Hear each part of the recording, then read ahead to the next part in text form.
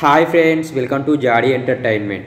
ప్రజాపాలన కార్యక్రమంలో 6 గ్యారంటీల దరఖాస్తు ఫామ్లో హెడ్ ఆఫ్ ద ఫ్యామిలీగా ఎవరి పేరును రాయాలి, ఆడవారి పేరున మగవారి పేరున అనేటటువంటి డౌట్ అయితే చాలామందికి ఉండటం జరిగింది. So head of the family పేరు ఎవరిది రాయాలి అని అంటే, మీ ఇంట్లో ఏ స్కీమ్కు ఎవరైతే అర్హులని అనుకుంటున్నారో వాళ్ళ యొక్క పేరును హెడ్ ఆఫ్ ది ఫ్యామిలీగా రాయాల్సి ఉంటుంది.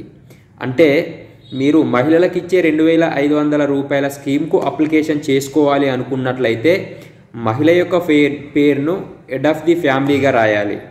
అది కాకుండా పింఛన్కి అర్హులైనటువంటి వాళ్ళు ఎవరైతే ఉంటారో పింఛన్ కోసం అప్లికేషన్ చేసుకోవాలి అనుకున్నట్లయితే ఆ పింఛన్ పొందాల్సినటువంటి వ్యక్తి యొక్క పేరును హెడ్ ఆఫ్ ది ఫ్యామిలీగా రాయాలి.